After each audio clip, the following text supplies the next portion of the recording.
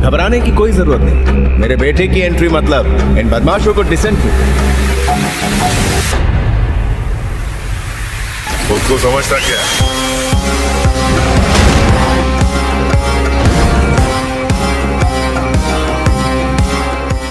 किसने उठाया मां पर हाथ?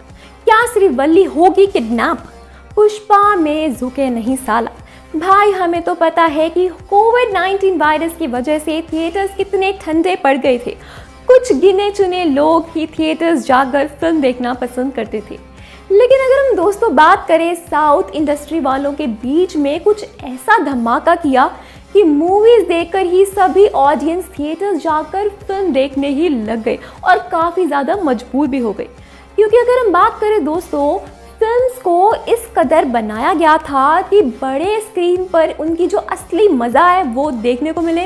और हमें तो पता है कि वो मूवीज़ कौन सी थी, बाहुबली, KGF, साहो, RRR। क्या अगर हम दोस्तों बात करें ऐसी मूवीज़ हम भूल सकते हैं? अरे हाँ, पुष्पा को हम कैसे भूल सकते हैं भला।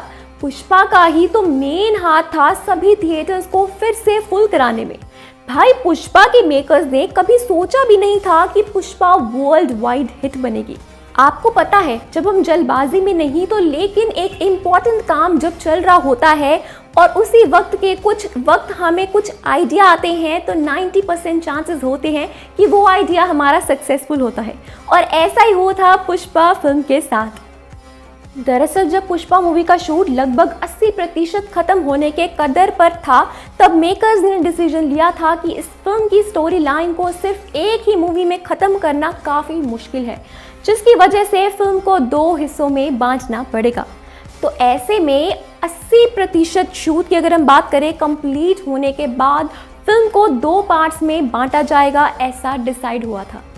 अब जैसा कि मैंने मेरी कल की थ्योरी में बताया था कि जॉली रेड्डी अब जब ठीक हो गए हैं तो पुष्पा की क्वीन श्रीवल्ली को तकलीफ तो वो देकर ही रहेंगे। आखिर चैप्टर 1 में पुष्पा ने अगर हम बात करें श्रीवल्ली के लिए पंगा लिया था और जॉली रेड्डी से खूब पिटाई की थी जॉली रेड्डी की, तो जाहिर सी बात है कि आने वाले सीक्वल में जॉली रेड्डी अपना बदला लेने के लिए कुछ भी करेंगे और वही चाल श्रीवल्ली के लिए जानलेवा भी साबित हो सकती है। जैसा कि मैंने कल बताया था कि जॉली रेड्डी पुष्पा के घर जाता है श्रीवल्ली को किडनैप करने, जब पुष्पा घर पर नहीं होता। वहीं दूसरी तरफ पुष्पा के घर उसकी मां से माफ़ी मांगने आया है पुष्पा का सौतेला भाई। तो जब पुष्पा के सौतेले भाई को जॉली रेड्डी देखता है तो वो क्या करेगा? क्या वो प्लान को ड्रॉप करेगा या अगर हम बात करें इमेंस किसी को गंवानी पड़ेगी अपनी जान? जॉली रेड्डी को वो जहां कर पता चलेगा कि श्रीवल्ली तो घर पर है ही नहीं, वो उसके पिता के घर आई होती है, तो जॉली रेड्डी पुष्पा की मां को अपने टारगेट बना के लेता है और उसे मारने लग जाता है। और गुस्से में पागल जॉली रेड्डी श्रीवल्ली का पता पुष्पा की मां से मारकर पूछता है। और जैसे कि आपको दोस्तों बताया था मैंने कि पुष्पा का सौतेला भाई भी पुष्पा के घर आया होता है, तो वो पुष्पा की अगर हम बात करें दोस्तों पूरी कोशिश करता है जॉली रेड्डी को रोकने की, लेकिन कुछ नहीं हो पाता। और जाहिर सी बात है कि श्रीवल्ली का किडनैप करने जॉली रेड्डी अकेले तो नहीं आया होगा, उसके साथ वो कई गुंडों के साथ भी आया होगा और वही गुंडे पुष्पा के सौतेले भाई को भी मार कर उसकी हत्या कर देते हैं।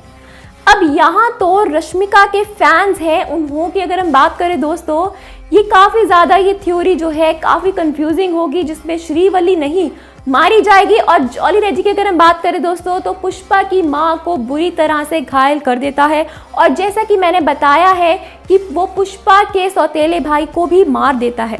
तो बाकी कुछ अगर हम बात करें दोस्तों, जान पुष्पा के मां में होती है, वो घूट कर उससे भी मार देता है। तभी वहां पर अगर हम बात करें पुष्पा की एंट्री हो जाती है। तो क्या होगा फिल्म में? तो दोस्तों आपका क्या कहना है कि आखिर कैसे भागेगा जॉली रेड्डी वहां से? आपको क्या लगता है? हमें कमेंट सेक्शन में जरूर बताएं।